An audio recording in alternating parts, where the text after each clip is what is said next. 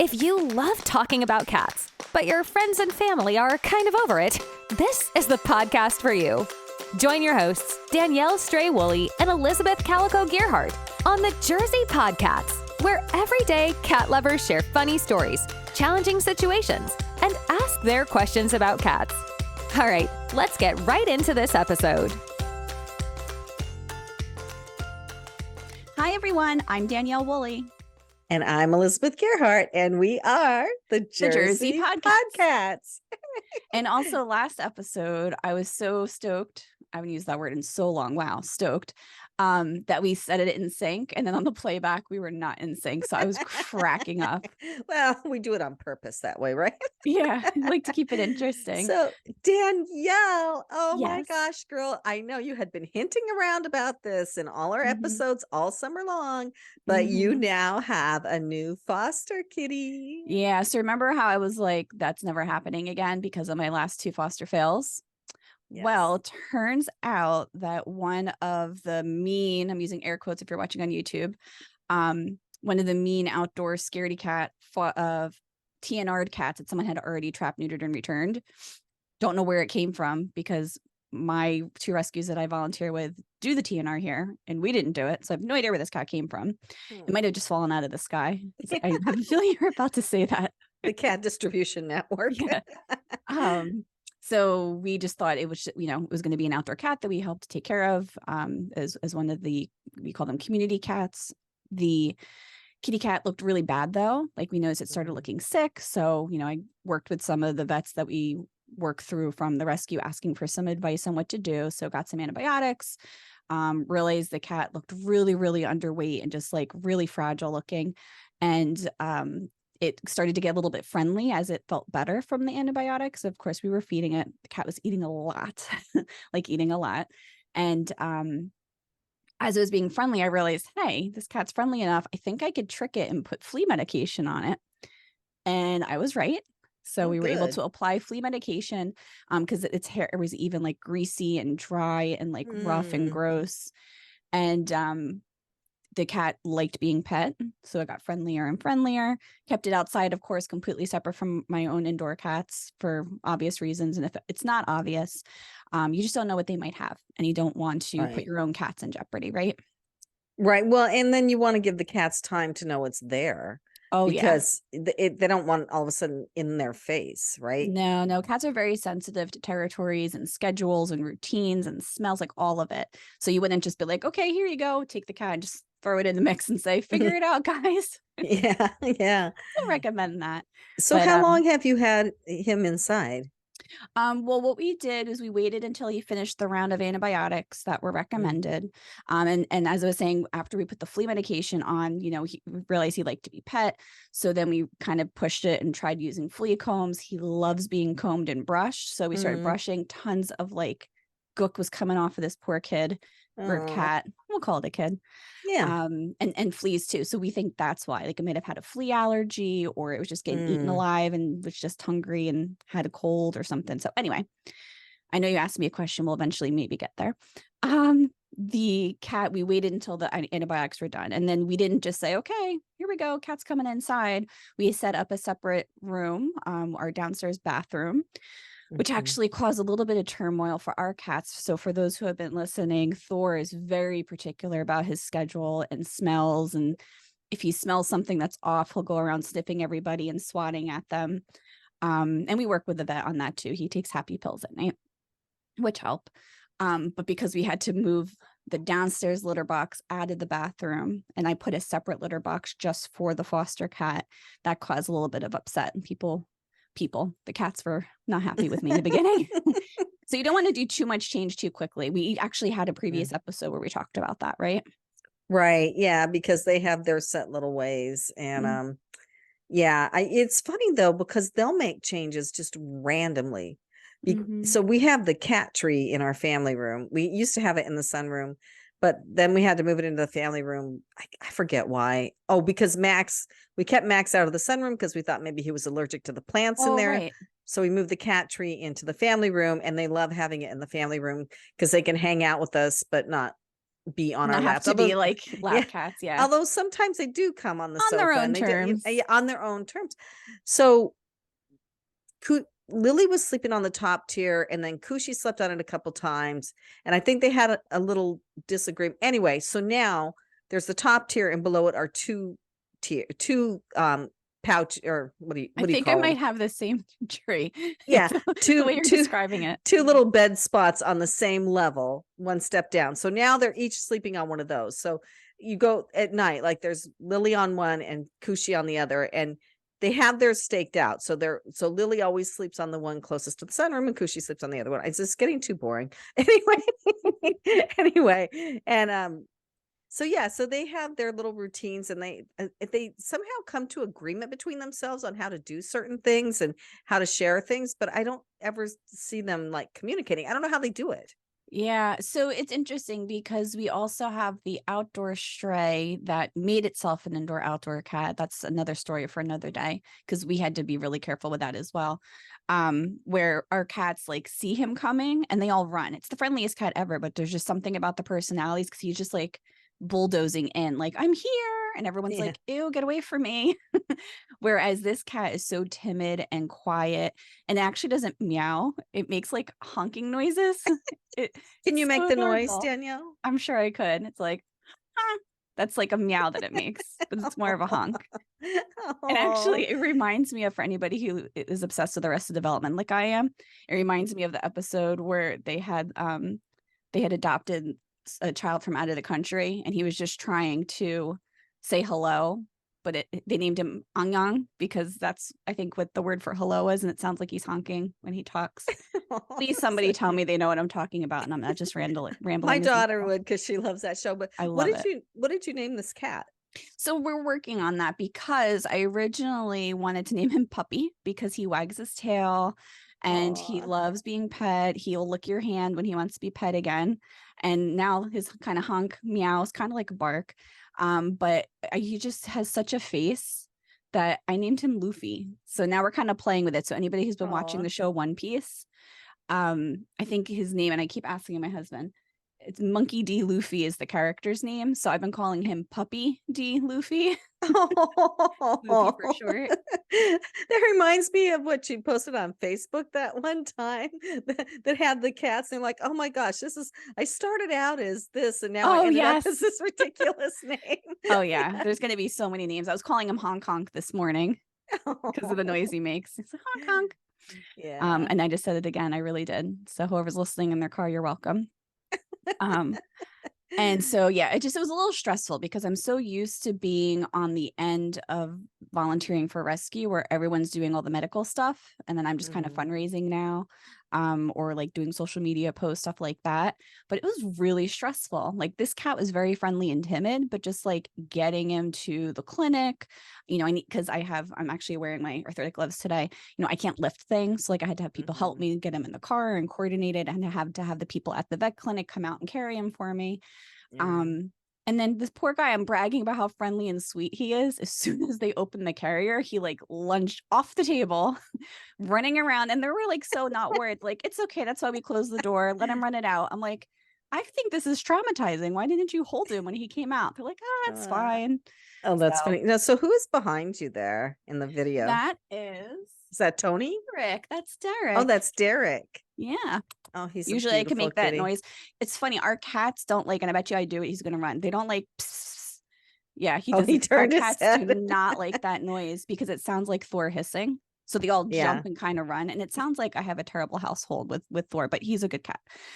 So we go, and that's what they come running to. Oh, so he's looking in here. Yeah. I think he wants to be part of the show, but Thor's on the window ledge, right? So no, Loki's on the window ledge. Oh, that's Loki. Thor hasn't come out of his cave yet. He likes to hang out in the dark during the day. So, well, you know what Max does? Oh my gosh. And this is kind of dangerous, because like sometimes I'll wake up in the middle of the night and I'll go downstairs, and Max is black. Like, he's a black tabby, but he doesn't have any white on him anywhere. So he's completely. Which I didn't realize at first, because he had such bad scabs on his face. I didn't notice that was his coloring until his fur came back. Yeah. So he is totally black with stripes though, but black. His nose is brown. Anyways, he will lay on a stair, and the stairs are carpeted with a black runner.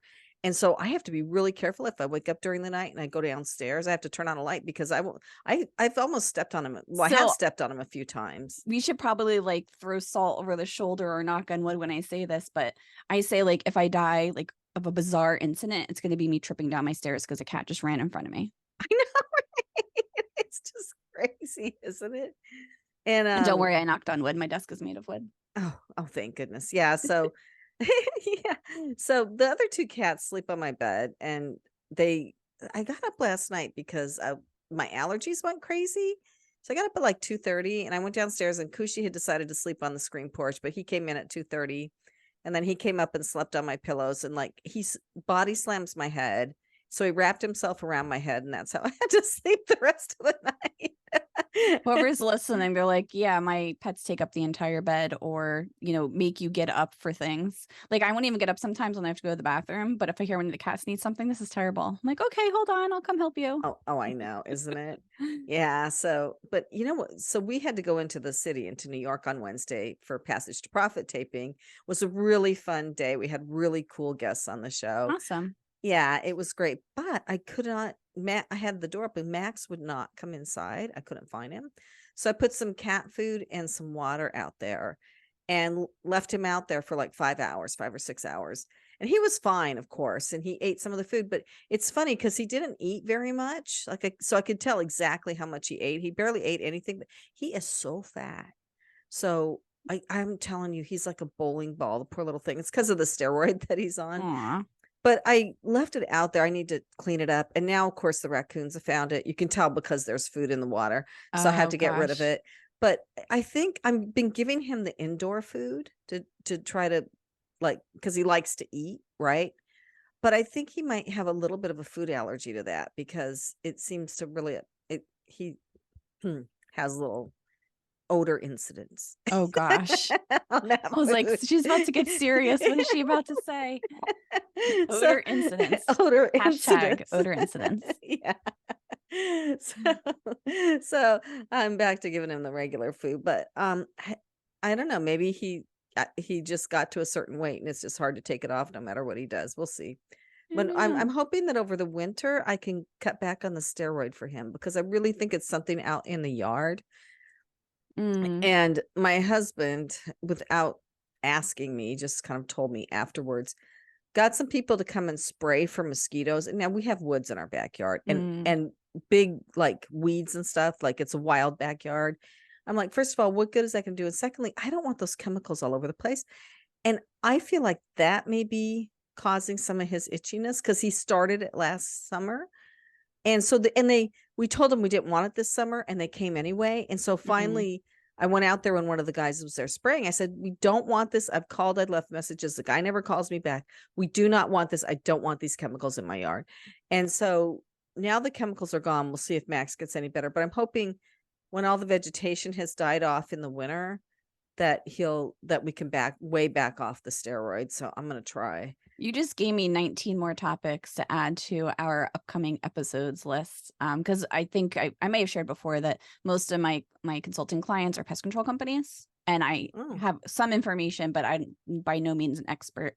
But maybe I can bring some information about, pets and chemicals and all that fun stuff. We'll see. Anyway, just thinking out loud. Yeah. I mean, when I called to cancel, the guy was like, well, this is, government approved. And I said, look, okay, I have a PhD in analytical chemistry, and I know what chemicals do, and it may be government approved, but that doesn't mean my cat can't be allergic to it.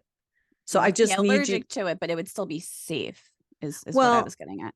Yeah. As long as they don't go on it within like an hour. It depends on the chemical that's applied. Well, safe enough because it's going to dissipate in the air and everything. But if he's particularly sensitive, you can develop chemical sensitivities. Hello, look who you're talking to. Yeah. So if he's particularly sensitive and it hangs around, the only thing that has saved him, I think, from, even though he's on these medications, from really scratching his face off this summer has been all the rain that we've had, because it's washed all the, not just the chemicals, but also the pollen, the dust, pollen. Yes, everything. thank you. All the stuff off of everything. And so he hasn't gotten it so much on his fur, but we'll see. And in the winter, they do tend to, we're supposed to have a really snowy, cold winter, I think. That's what my husband's hoping for, because he wants to snowboard every free moment that he has.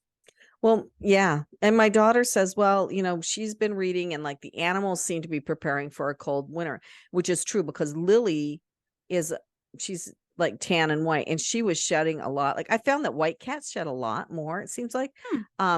She quit shedding. So we had to shave off her fur. It's grown back. She's fluffing up for winter. So it may be that we're in for a rough winter, in which case they'll be inside most of the time. I feel like we could come up with something fun with this. Like instead of like the groundhog predictions, it could be what is the Lily prediction? Tell me the fluff cast. Yeah, the fluff cast. Well, we'll see if it's right. But apparently all the animals that people that like really know their animals are saying, yeah, that get ready. So give me another thing to look at. Yeah, so we'll see. We'll see what happens. I think what we'll do, obviously, because we have some adventure going on in the foster cat world, is obviously I'll keep you guys updated because there's some other things that I made note of that I think is important to share before you just like grab a cat from outside or before you start mixing cats in with other cats and all of that stuff. And then there's different types of tests and vaccinations I had to do and all these record keeping things that I was like, oh man, I haven't done this in a few years and I don't miss it. But I do love seeing, how he went from scared and sick and tiny to like thriving, and he's getting fluffy and soft now. Maybe by next recording, he'll be comfortable enough to come upstairs. We're slowly introducing him to the different environments, but still keeping him separate from the other cats for the moment. Yeah, well, Max came from a barn in Kentucky, and the first day I got him, I had to wash him with Dawn dish soap because he was just covered in fleas, and he was only a pound. He should have weighed 2 pounds if he was as old as they said he was, if he was 8 weeks old. And his mouth was so tiny, he couldn't eat dry food. They said they'd been giving him dry mixed with wet. I'm like, how could that poor little thing get any food in his mouth? But you know what's so funny, Danielle? He's honking right now. I can hear him. Too bad that my microphone's too good now. Oh, you can't hear him. But what's funny is Max has a small head. Like I actually saw him sitting next to Kushi, and his head is like maybe 2/3 the size of Kushi's This head. cat has a tiny head too. And it's funny, the first time I sent pictures to my sister of Derek and Tony, like all I needed is someone to reply back is, oh, they're cute. And she responded with, why are their heads so small? Because they have no brains. And then I looked, I'm like, wait, they are really small. What the heck? Compared to my other cats anyway. And it's so funny with Max because he's long and lanky otherwise with this bowling ball tummy in the middle. The rest of them are really skinny. So he is the strangest looking cat. But I'm hoping if we take him off the steroid this winter that he'll slim down some. We'll see what happens. I mean, if I play with him a lot and stuff, my daughter will be home so she can play with him a lot. Oh, Kushi just came in. Hey, Kushi. But yeah, so it's weird. Like, and I don't even know. He's supposed to be part Maine Coon, which I think they have big heads, right? I think so. It could also be they have a lot of fluff on their head. I'm not sure. Well, that could be too. But he's also supposed to be part ragged. Also, anyway, I don't know. But yeah, it's pretty funny looking. So little tiny this mouth. was nice. We've been going back through listener feedback, and we still have our guest form out there, asking what topics we'd like to hear, and we've been getting a lot of positive feedback and comments asking like for more of these. So we just kind of like to check in and share some topics. We have a whole list going of some things we already mentioned before.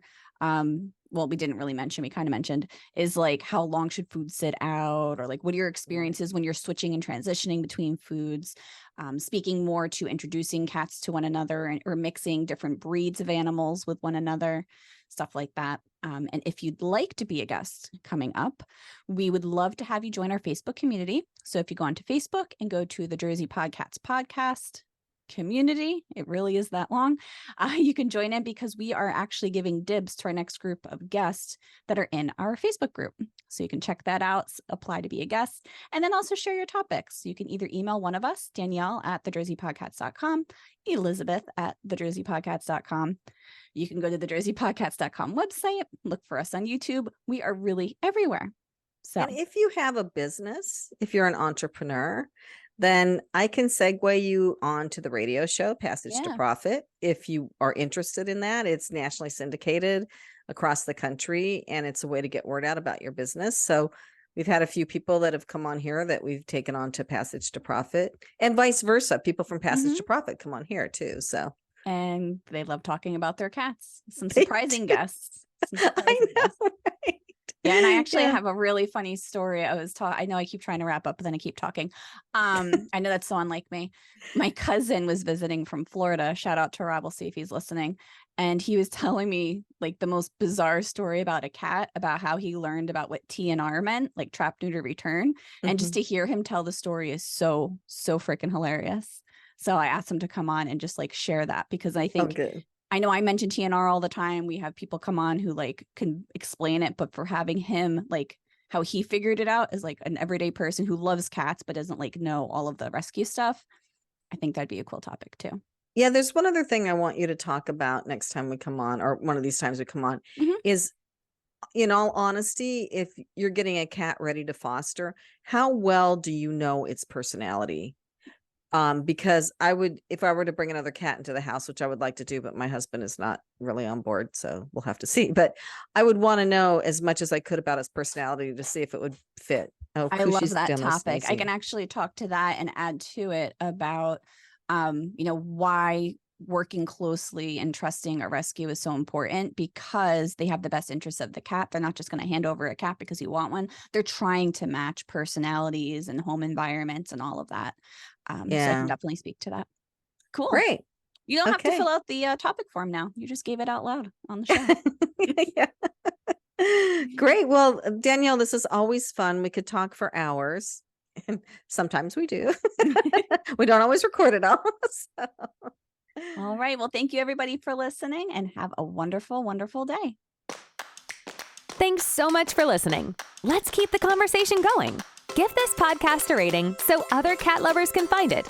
Connect with the Jersey Podcasts on social media, or visit thejerseypodcats.com and leave a message sharing a story or question about cats. Thanks again for joining us, and we'll catch you in the next episode.